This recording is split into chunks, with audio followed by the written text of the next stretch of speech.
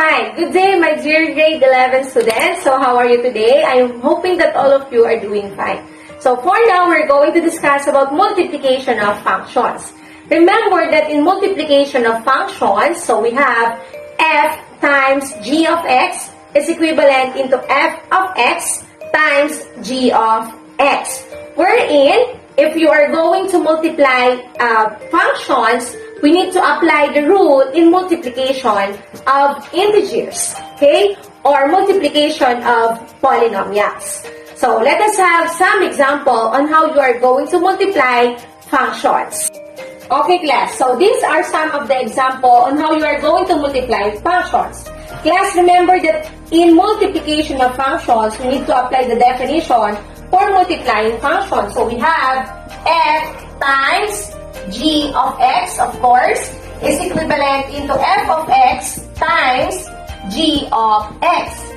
So we have here the value of our f of x, which is 2x minus 3, times the value of your g of x is 4x squared plus 1. And after that, we need to apply the distributive property or find the product of polynomials using the distributive law. So, you are going to multiply it 1 by 1. So, 2x times 4x squared. Application of the rule. So, we have here 8x cubed. Okay, application of course of the laws of exponent. Then 2x times 1, so we have positive 2x. And then negative 3 times positive 4x squared, we have negative 12x squared. And then negative 3 times positive 1, so we have negative 3. And then, after that, we need to combine all the similar terms.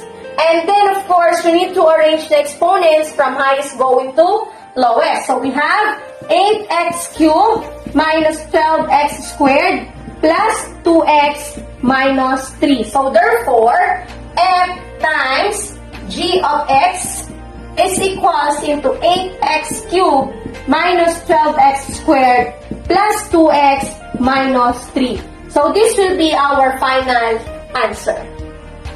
Okay, let us have another example. For example, your given is f of x is equals into 8x plus 3 and your g of x is equals into x squared minus 1. So, we need to have here f times g of x. So, that is equivalent into f of x times g of x.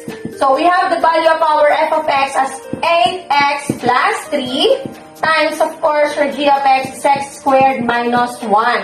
So, aside from the distributive property, you can also apply the FOIL method, or the product of the first terms, the product of the outer terms, the product of the inner terms, and the product of the last terms. So, our first terms, and 8x and x squared, so you have 8x cubed. Of course, the product of our outer terms is 8x and negative 1 is negative 8x. And the product of our inner terms are 3x and x squared is equivalent into positive 3x squared. And the product of the last term is positive 3 and negative 1, so you have negative 3. And like what I've told you, you need to combine all the similar terms if there are similar terms.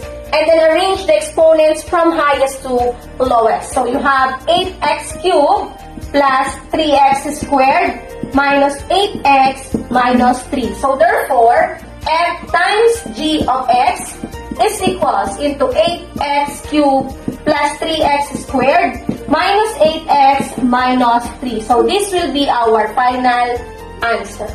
Okay, class? So, my dear grade 11 students, so that is how you are going to multiply functions. So, if you do have question, again, please do not hesitate to ask your teachers. Again, thank you for listening. I hope you had fun learning mathematics. And of course, thank you and Laus Deo.